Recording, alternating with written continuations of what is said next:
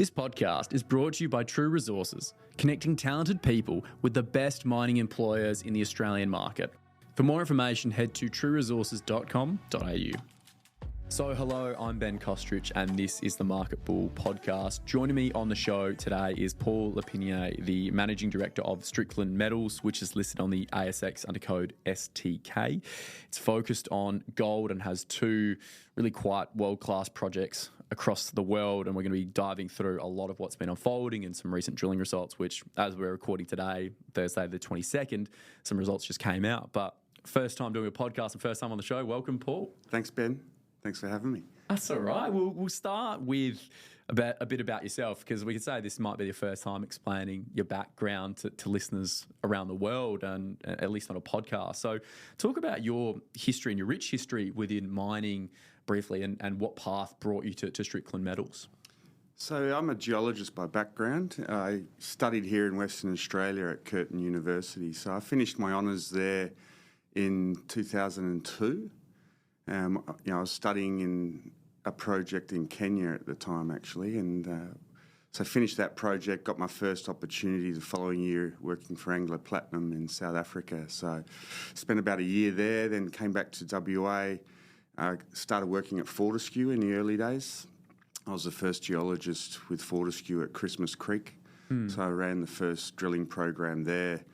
Then I left Fortescue to go to Goldfields, spent another year there. And at this stage of my career, I sort of had a goal to try and get as much experience in as many different commodities as I could. Then I had a really amazing opportunity to go up to Mongolia. I spent 3 years doing exploration up in Mongolia, primarily coal, but a bit of gold as well in my time up there. Spent also time in China, Philippines, Indonesia.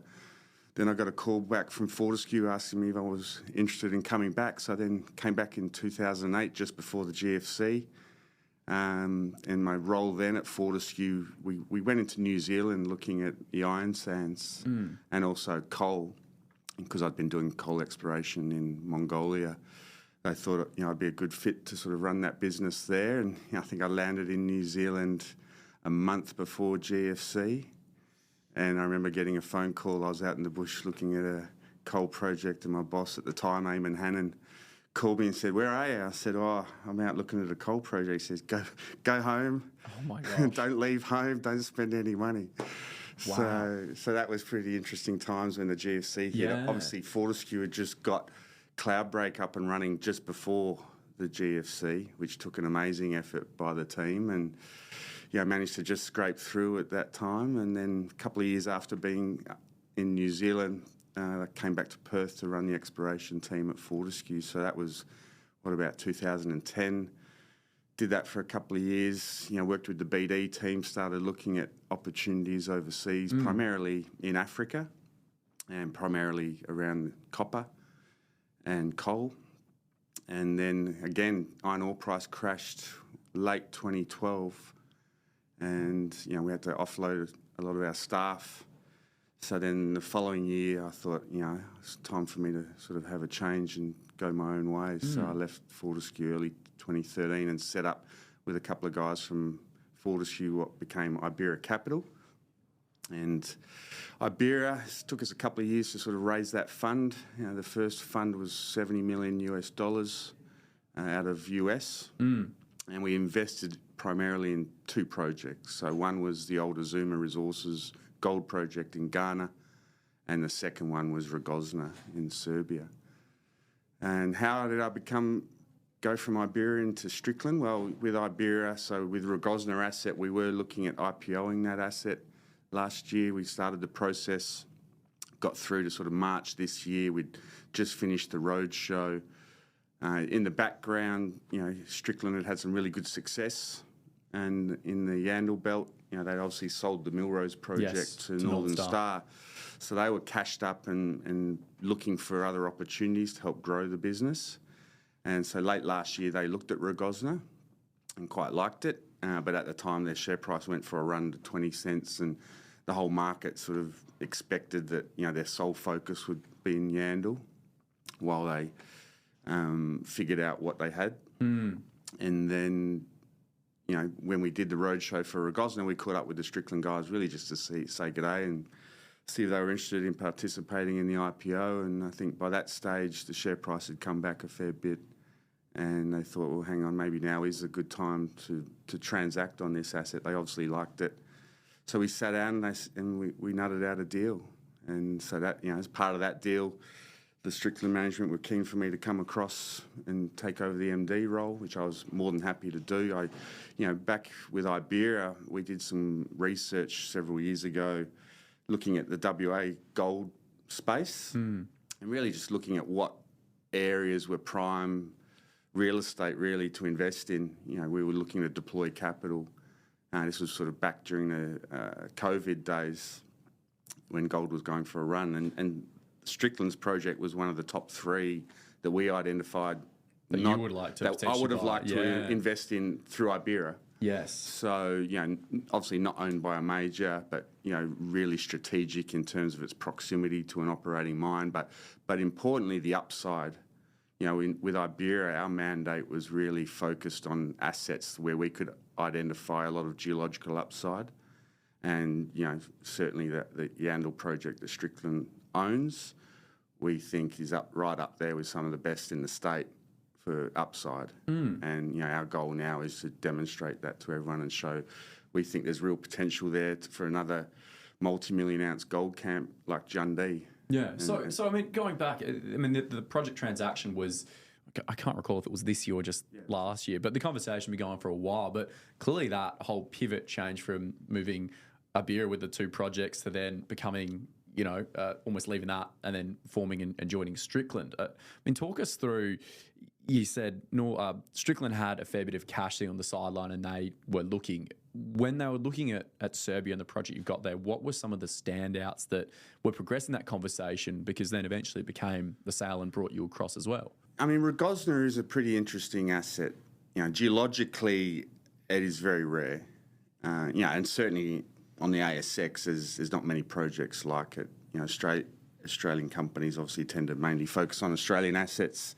But this style of mineralisation that you have at Rogozna, it's a porphyry-related project. So the Canadians and North Americans play in this space a lot, obviously given their proximity to South and North America where there's a lot of porphyry projects. So they're very familiar with these assets. In fact, Rogozna for the previous 20 years had been owned by Canadians. So it used to be owned by Phelps Dodge prior to their merger with Freeport. Eldorado Gold had it before Iberia. And so, this substantial amount of work as well previously. Exactly. So over 20 years, it had been sort of systematically explored, but a little bit piecemeal. Sort of each company that had it did a phase of exploration. And, there was when Iberia got it, it had over 80,000 metres of drilling. About sort of 40 million had been spent on it at that point. Iberia spent another 25 million on it, did another sort of 25,000 metres of drilling. And, but one of the consistent themes of it was each time another company sort of took it over, there was another discovery. So Freeport focused on one deposit. So everyone had a different intention when they took over. Everyone, and you got to measure. The other thing that comes into it is time and timing. Yes. What's the commodity prices doing at that time? So when Freeport had it in the early 2000s, gold price was in the toilet. They were mainly looking at it for copper. And they drilled out what's known as Copper Canyon. So that's got about 800,000 ounce gold equivalent resource, roughly 50-50 copper gold. But what they were looking for a porphyry, didn't find it. Found a nice sort of decent grade copper gold skarn outcropping at surface, but it wasn't big enough for them. Multi-billion-dollar company. So then they sold it to another company, Euromax, which was just an exploration company, but they had assets all over Europe, and they made a discovery, and then they got in trouble. They were spread too thin across Europe. Markets turned again. They had not enough money. They had to get rid of most of their assets. They became a royalty company. So they sold it then to Eldorado. So when Eldorado came in, they were looking for a big, high-grade epithermal deposit. This style of geology has multiple styles of mineralisation. So is that what you were saying about being rare? Yeah, it's rare. just such a... It's not just one thing. So, you've got the obvious one is, we've got these 4 skarn-hosted gold deposits, each with slightly different metals mix, but you've got porphyry copper potential as well, and you've also got epithermal gold and epithermal base metals. So you get multiple styles of mineralisation in the same volume of rock. And so you get one bit of metal, then you get another bit thrown on top and another bit. And it's just layers. Yeah, it's just, and it just upgrades the amount of metal in the whole system. So El Dorado, they were really looking for a high-grade epithermal deposit. Didn't find it, but they did find a great big bulk tonnage deposit in Shanats. And then they got in trouble. So back in 2019, El Dorado had just brought on Lamarck. They were having some issues with their processing and recovery in their Turkish operations. They were having real issues with permitting Skouries in Greece. So their market cap was less than half what it is now. And the basically management said, all right, there's no budget for anything other than operations. So any exploration project is now non-core, get rid of them. And with this case, with Rogozna, it only had 1 year left on its exploration licence. So with Iberia, we were looking in the area fundamentally, trying to replicate what Adriatic did.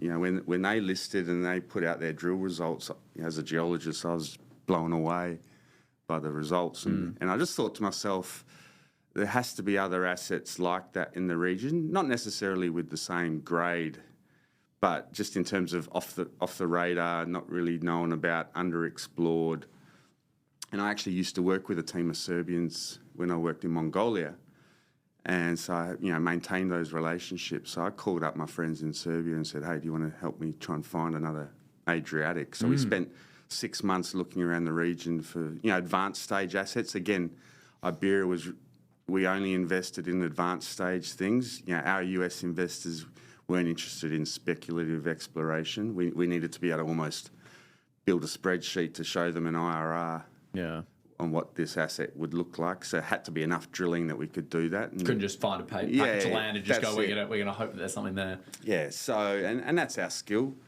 And when we looked at the data of El Dorado, and El Dorado had done an amazing job. They had great geologists. Their local team were really good. So when we looked at the data, I was sitting with my resource geologist looking through the database, just at the assays, just staring, looking across at him, just going, what the, so I jumped on a plane the next week, went there, checked it out, had to see it. I looked at over 100 projects with Iberia, and we only invested in 2, and this was the second one, and it was just too good not to. And it was a couple of reasons. Firstly, what El Dorado had done, and the guys before them, in terms of finding what they'd found. They'd found 3 deposits, across those 3 explorers. So in the data, you could see those 3 deposits. You could see that particularly Shanats was really big. You could see it did have some high grade within it, but it wasn't really well understood. But importantly, the other bit of data that they collected, which was really good, they did a heap of geochemistry, heap of geophysics, heap of mapping, and it showed another system to the north called Medenovats. And, there'd been some drilling around it, but nothing had really nailed it. Yeah. And we just thought, well, not only of what they defined so far looks pretty good, but we think there's a lot more. And particularly starting with Medenovats, but even just in the broader area. So we did the deal with El Dorado late 2019. Then the first thing we did was renew the licence, because I only had 1 year left. So we renewed the licence at the same time COVID hit. So normally coming out of Fortescue, so my culture would be to go in and just smash things pretty hard. Just push really hard. Yeah, boots on ground. Try and do 4 years of work in 2 years. And but with COVID and the whole relicensing, we had to sort of take a breath, and that really allowed us to evaluate, particularly the El Dorado data and the geophysics. We got all that reprocessed and had 3D inversions, which is just a really complex way of saying we got really smart people involved. Yeah. A lot smarter than me. And what came out of that was a couple of anomalies that weren't previously recognised in the data. And so when we finally got the licence renewed in the July of 2020, we rolled the rigs in, and essentially the first few holes we drilled, we made 2 discoveries. And essentially in the space of 6 months, we'd renewed the licence for another 8 years, And with these two discoveries, one being Medenovats and the other one, an extension to Gradina, we'd essentially doubled the resource potential in that first 6 months. So by that stage, we were pretty excited. And, we spent the next 12 months doing more drilling, understanding Medenovats and Shanats more as well. We drilled some extra holes in the Shanat, started to hit more and more high-grade zones as we sort of closed the drill spacing. And with that, we got a bit of a better understanding of what's controlling these high-grade zones. So, I mean, across them, you're saying the names, there's quite a few projects within the Rogozna system, or I don't know how to best describe it, your system. I mean, when you're looking at this, I mean, to paint the picture of how much land and how deep, I mean, can you elaborate a little bit more about each individual site or potential deposit you've got going on? What is so exciting about each of them? Even though there's probably a lot, and that's the difficulty of being like explaining it all. So as I said, currently we've got 4 deposits we know about. And so, the Copper Canyon, that's the outcropping one that Freeport were focused on. So that one is essentially, what you've got there is kind of a 20 to 50 metre thick blanket, relatively flat line copper gold, running, a gram gold, 1% copper, sometimes a bit more, but that's basically what is in it. And then it's got a lower grade halo, but that occurs at surface. We've optimised that. It optimises into an open pit, about 800,000 ounce gold equivalent. Shanats is currently the biggest. That's the one with 4.6 million ounce gold equivalent. That one's a little bit different. That one's 60% gold, 20% copper, and there's also a bit of zinc, lead, silver in there as well. That one starts under about 80 metres of cover. So that one, and it gets a bit deeper as you go north. So that one we look at purely as an underground play. Yeah. But that's the one we've been drilling and releasing these results, like last week, where we hit 90 metres at 4 grams in one zone, and then we hit another sort of 100 metres of copper gold beneath that. Today's results, we hit over 308 metres of almost continuous mineralisation. So it's with Shanats, it's an interesting play because you get these massive intercepts. Sort of the 300 metres sort of interval, it's probably 200 metres true thickness. Jeez. And that's, running almost 2 grams gold equivalent. I know a lot of people have a few issues with the gold equivalent aspect, particularly here in WA, where when you're talking about gold in WA, you're just talking about gold, so people understand it. I think the key difference when obviously gold equivalent means there's other metals in it and starts to raise a few questions around metallurgy and recoveries. But we've done quite a bit of met tests where, particularly on Shanats, that shows most of the metals, we're looking at sort of 80% met recovery across the board. You get a really nice copper gold con out of it. So Shanats, you get big fat intercepts, but you also get these high-grade zones like last week, 90 metres at 4 grams. Yeah. So Shanats becomes a play on the grade tonnage curve. So when the majors have come to look at this project, and we've already had several come to the project a couple of years ago with Iberia, and also several have reached out in the last month as well. I was about to say, that is the beauty of this project. It is attractive to the majors. It's hitting that amount that is actually worthwhile them getting involved, as opposed to what you said earlier, which they're just farming it out because it's not enough big tonnage. enough. So when the majors are looking at this project, they're really looking at it from a bulk tonnage mining scenario, and Shanats definitely offers that opportunity. But importantly, with these sort of high grade zones, you've got the other end of the spectrum as well, which is more of an Adriatic style operation, sort of 1, maybe 2 million tonne per annum, just chasing the high grades. And it really just comes down to where do you want to be on that cost curve, CapEx, all of those things. And, but most importantly with Shanats, we've just got really good optionality because of that. And it's going to grow more as well. Yeah. It's not closed off in any direction. It's open at depth. It's open to the north. So it really is a fantastic deposit. The third one, Gradina, that one's different again. That one's gold only, or 90% gold. So it's probably the simplest from a processing perspective. And that one's a little bit, certainly geometrically, looks a bit more like your classic WA gold deposit, sort of steeply dipping gold zones. They're sort of generally anywhere from sort of 5 to 10 and up to sort of 20 metres thick. We get multiple of them, and we've got 1 kilometre of strike that we've drilled so far. So that's not in any resource at the moment. Okay. We're actually going to start drilling there in the next month again. And the goal for Gradina is it's actually to chase it up dip towards surface. So historically it was drilled from a valley. When you drill from the valley on an angle, you hit this mineralisation at sort of 400 or 500 metres depth, up to 800 metres depth. But it hasn't been drilled above. And all the data we've got suggests it should come up a lot higher. Interesting. Whether it gets to surface or not sure. We'll test that this year. But that's what the drilling's for. And then the fourth deposit is called Medenovats. So that's the one, as I said, when we were doing due diligence, we thought, there's got to be something here. Like, the system looks too big in geophysics, geochemistry, that there has to be something there. And in our first campaign, we drilled a hole through the guts of it into this geophysical anomaly, which had, over 300 metres of mineralisation, including a 100-metre zone running about 5 grams gold equivalent. So now that one's a bit different again. Metals mix, that one's got higher base metals.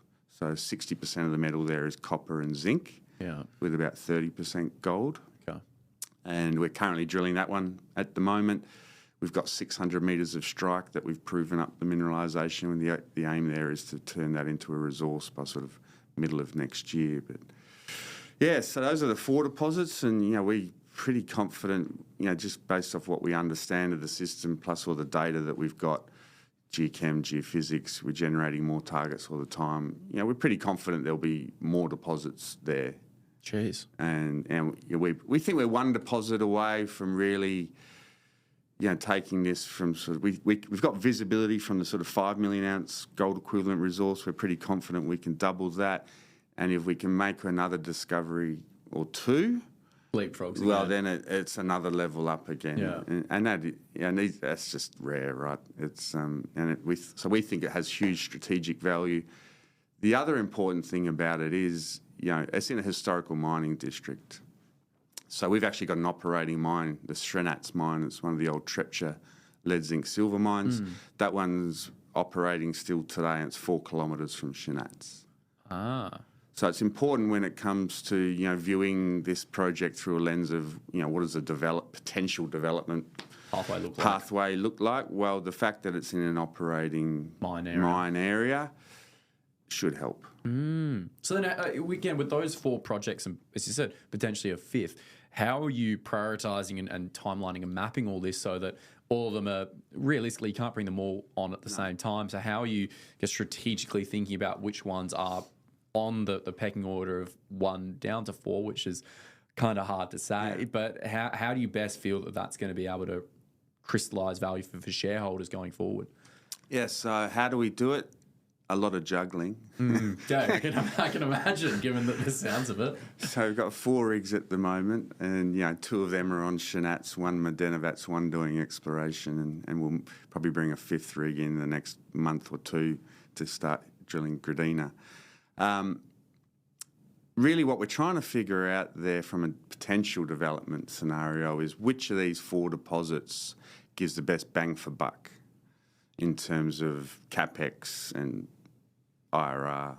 And so at the moment, the gut feel is it's Shenats or possibly Gradina. So with the drilling we're doing at Shenats, the idea being once we can, drill out more of this high-grade mineralisation, we can update that resource. The updated resource will have a higher grade component in it. So the old resource, the 4.6 million ounce, is just a big bulk tonnage resource, no domaining of the higher grades. So the only way you can assess that resource is through sub-level cave mining scenario, which obviously for a $200 to $300 million market cap company is, not necessarily the best way forward. Now, the idea being when we do it again, we'll be able to then assess it from a more selective mining, more of an Adriatic scale scenario sort of. So we think Shenats is pretty well placed to be the first cab off the rank just because it's more advanced in terms of drilling, so it's faster, quicker, less drilling to do. But if we can bring Gradina closer to surface, not necessarily talking about an open pit scenario, but at the moment we've modelled the mineralisation to 400 metres depth. If we can get that even to 200 or 100, bearing in mind Shinat starts at 80 metres depth. That's massive scale. You don't have to go down very far. And Gradina being 90% gold and quite simple metallurgy, that could end up overtaking Shinats to be the best bang for buck because your process plant's a little bit simpler. The underground development cost is the same either way, so it just becomes easier. And so really what this project is, it's all about optionality. So which of these deposits comes on first? And that's, as I said, based off best bang for buck. Then you bring that one on, if all the economics work, and we don't know that yet, we'll probably do scoping studies hopefully by the end of next year, at least on one of them. But if it works, let's say it's Shinats. Shinats comes on first. All right, then at some period after that, you're probably bringing on the second one, which is probably Gradina. Yeah. It's all going to use the same process plant. The metallurgical test work, they all use similar flow sheets. So you don't need 4 separate plants. It's one plant. You're bringing on one deposit. You're mining it for a bit. You're bringing on the second one. Later on, you're bringing on a third, a fourth, and it just and we're really keen here. If, as I said, if mining is economic, we're really keen to see a mine development that has the longest mine life possible, and that's feeds into sort of sustainability. What's the most benefit for the local community? They were, generally speaking, local communities would much prefer a 30 or 40 year mine life. Well, keeps them employed, keeps them training. The next generations. And so and I'm really focused on that. So, what I'm primarily focused on there is, to try and deliver, a really nice project that can be developed sustainably and, have a really long mine life and be of real benefit to the local communities. And are you finding the engagement from a bunch of those communities really in Rogozna are quite open to this? And I mean, what are the conversations? Because the parallels, as you've talked about with Adriatic, that's been transformational for that community. And drawing those two together, you could say it could be very similar for Rogozna.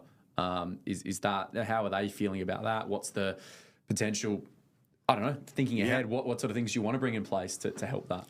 So, we've been very mindful of the, community engagement and trying to do things the right way, since Iberia acquired the project in late 2019. But when we were private, we were sort of able to keep sort of our heads down. And this is a little bit, I guess, with the backdrop of what Rio Tinto have been facing in Serbia. I'm not sure if you're across that, but there's been quite a bit of opposition, environmental opposition against Yada, and it's it sort of reared its head a couple of years ago. Rio's licences got cancelled. Rio stayed there in the background, chipping away, playing the long game as they do. And then recently it's come up again, and the Serbian Constitutional Court ruled that the cancelling of the licences was illegal. So basically, Yada is now back on the agenda.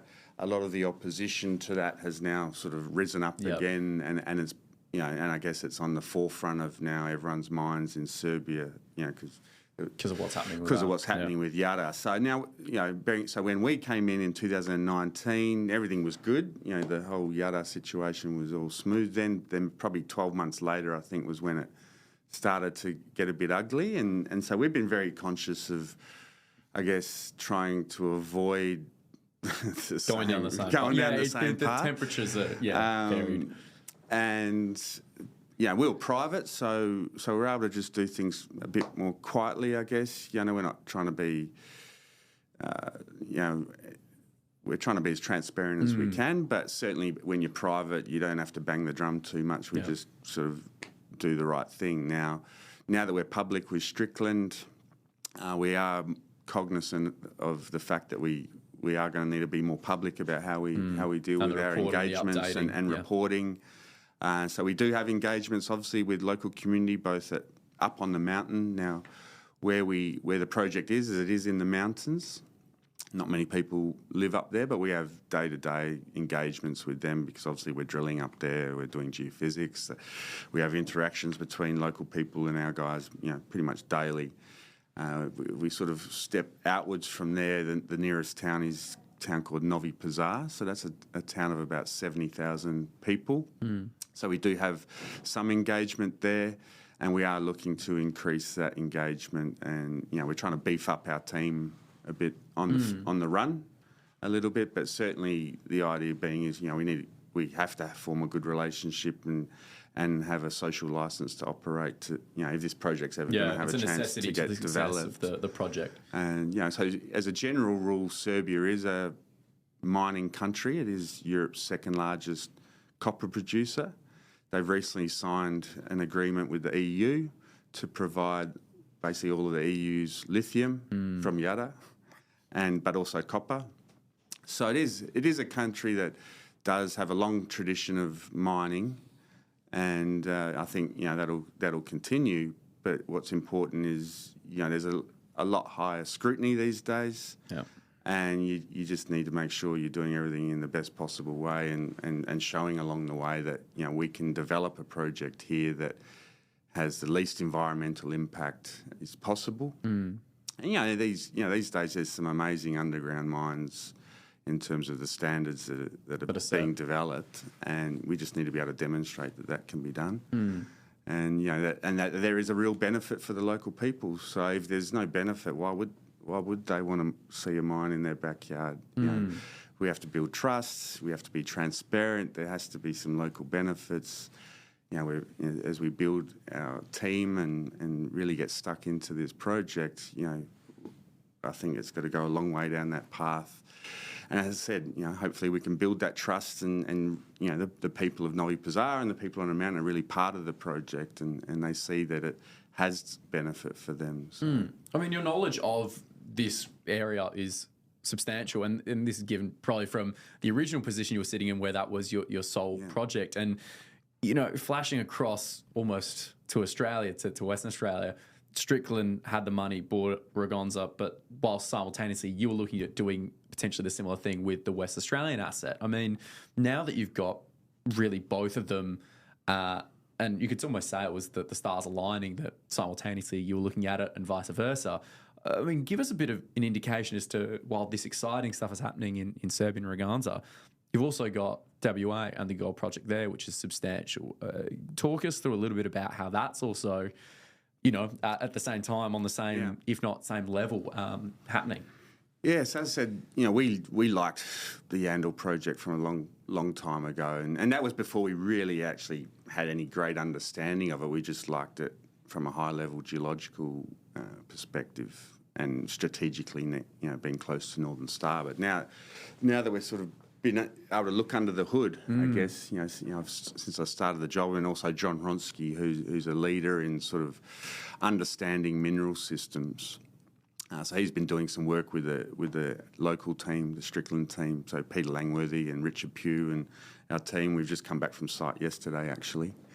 And what's emerging there is, where we've been drilling there at Yandel, the Horsewell Gold Camp. When you start to pull that apart, it actually looks like this could be another multi-million ounce camp, because historically all the drilling focused on the southern end, where there was basically some gold anomalism in soils and what have you. But when you look at the geology, where all the drilling is, it's all that bit that was sticking out of the ground.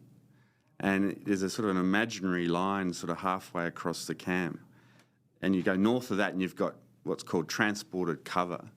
So the geology becomes buried. And in that area where there's that transported cover, the average drilling depth is only about 50 metres.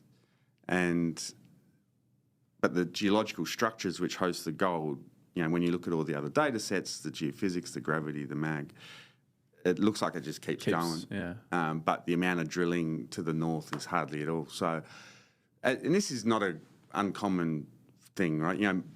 Gold deposits or any deposits. Well, it's like as soon as you find it, you just go, cool, I'm just developed that. There's no point. In the old days, someone tripped over it and go, oh, this looks interesting. And that's a common phenomenon everywhere across the world, but certainly reinforces our belief in Yandel that the work we've been doing to date, and we've already put out some really good results from Horsewell this year. We're fine, as we're drilling underneath the shallow drilling, we're getting really great results in the fresh rock. First time there's ever been any diamond drilling done across the project, so we're actually getting a much better handle on what's actually controlling the mineralisation. All of this new mineralisation we're hitting is totally open, and then this is only the southern half of the system. The whole northern half is even less explored, and all of this pretty close to operating mines. So we're super excited about what's going on at Yandel, and we've got a heap of results to come back over the next sort of few weeks, and we'll pull all that together. That'll give us a bit of an idea on what we've currently got at sort of Palomino and Clydesdale, Warmblood, Bronco, Conic. We'll have probably do a resource upgrade by the end of the year, and put a resource around that stuff.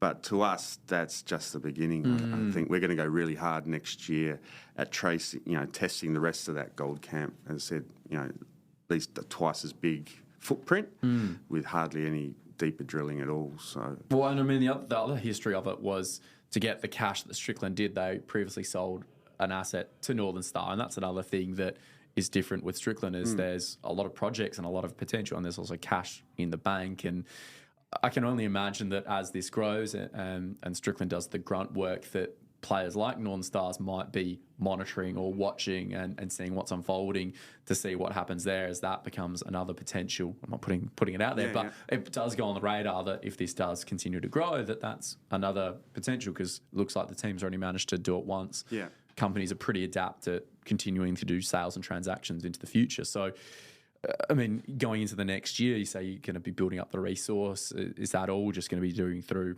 drilling and evaluating the results? And where can you potentially see this scale going as much as it is, open and it's really, as all explorers would be, it's quite exciting because it could go anywhere. Yeah, so we are going to, it's not just the drilling, so we are going to be doing a heap more work. So we've recently done some geophysics again, and we're doing a sort of deep drill hole at the moment at Great Western to test a conceptual target there. But fundamentally what we've realised is most of the exploration over Horsewell and in fact within our whole licence area there at Yandel is most of it was sort of done back in the 90s.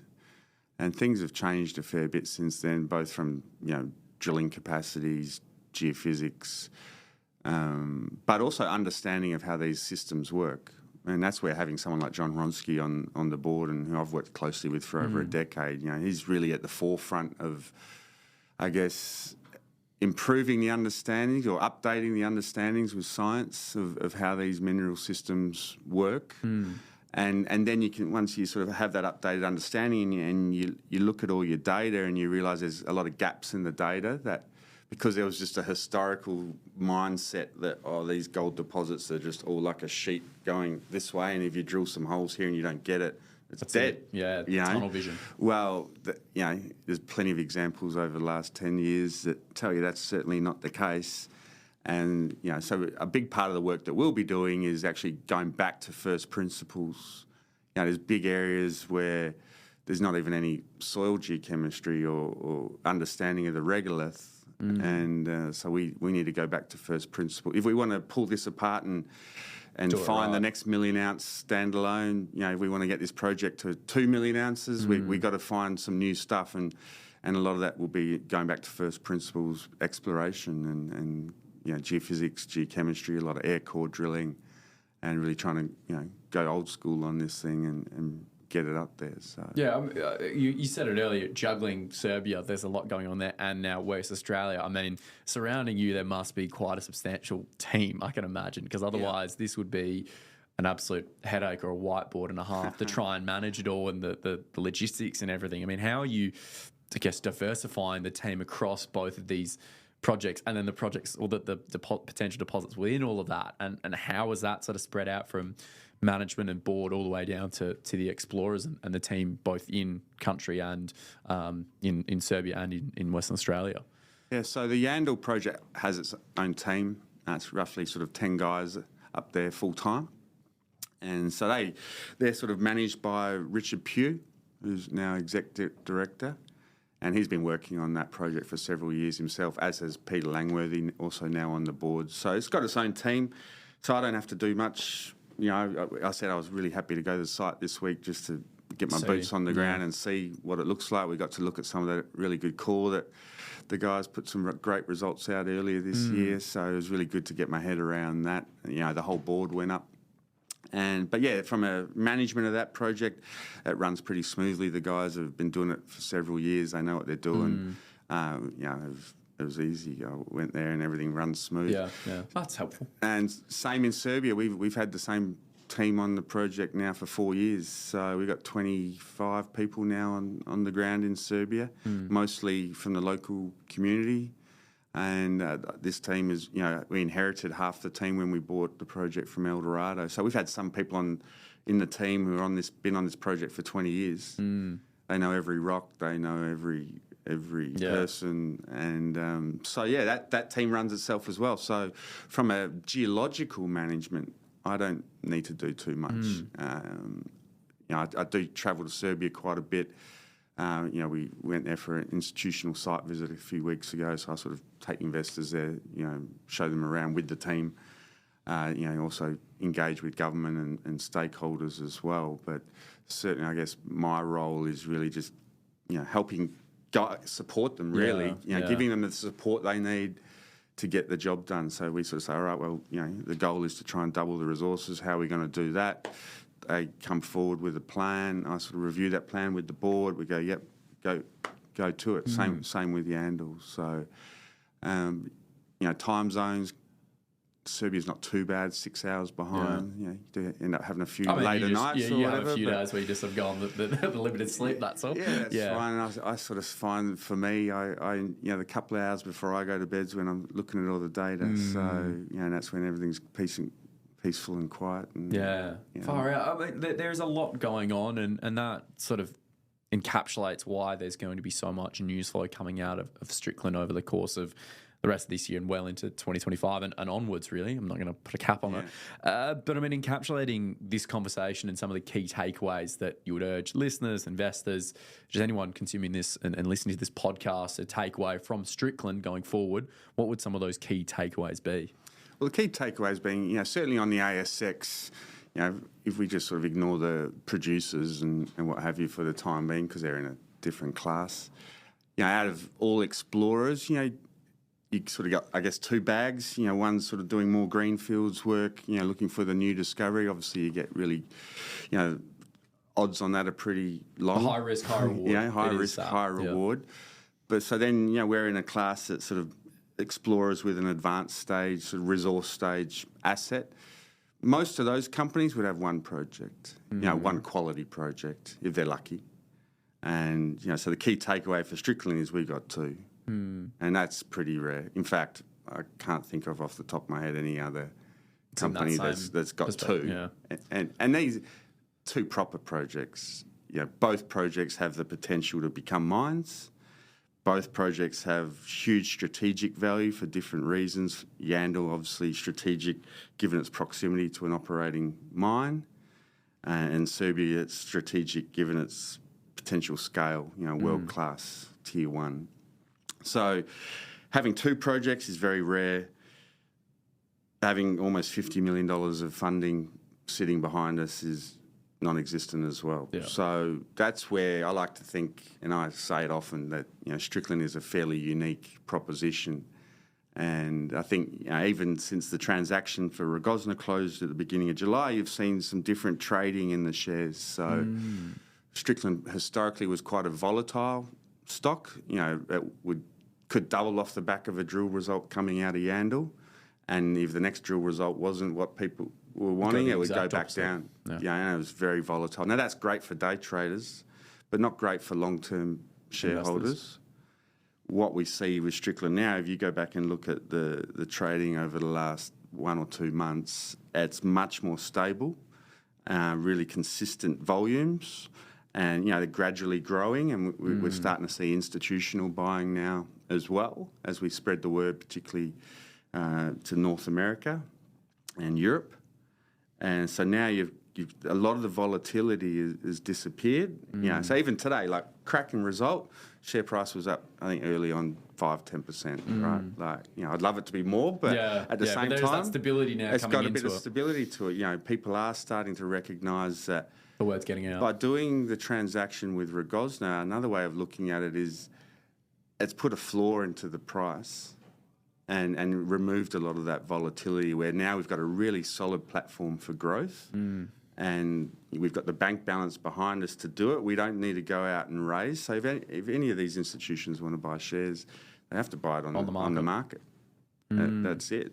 Yeah. And that's what, there's lots of people sort of with a lot of shares on issue. There's always the opportunity to sell now, and because there's buyers just sitting there. And so what I think the journey we're on now with Strickland is just, we got to just deliver what we say we're going to do, and that's what I'm really focused on. And hopefully, the market will continue to appreciate the story and have a nice, solid, consistent growth over the next 18 months. While we're going to drill 60,000 metres at Rogozna, at least another 20,000 at Yandel. We'll have a resource update for Yandel. We'll have probably 3 resource updates for Rogozna, all in the space of 18 months. Yeah, there's a lot happening. And as you said at the beginning, it's your first podcast. I'm doubtful that it's going to be your last from the sounds of it with all the updates coming. But for listeners that want to follow, engage, potentially reach out to the team and ask questions about Strickland, where can they go and how can they get more information from the team? Yeah, so at the moment, we just have an info email address on the website. So I do, people have been using that, and I have been having a steady stream of people getting in touch. We'll probably look to actually improve that a little bit over the next month or so, and just make it a bit easier for groups or people to get in touch and ask questions. Okay, no, good. And again, there's the website, all the announcements go on the ASX STK. But yeah, thank you so much, Paul, for talking about it. We've covered a lot, and we didn't really even need to go into the whole macro drivers of gold. I think most people have seen the strength in that commodity recently, and you're in a right place, right time, which you mentioned earlier. But thank you so much for taking time to speak with me on the show today. No worries. Thanks for having me, Ben. Thanks for listening to the Market Bull podcast. Please remember that the topics and stocks discussed in this podcast are not financial advice. If you enjoyed this episode, please make sure to like, share, and follow. You can follow the Market Bull on all our socials and keep up to date with global market insights.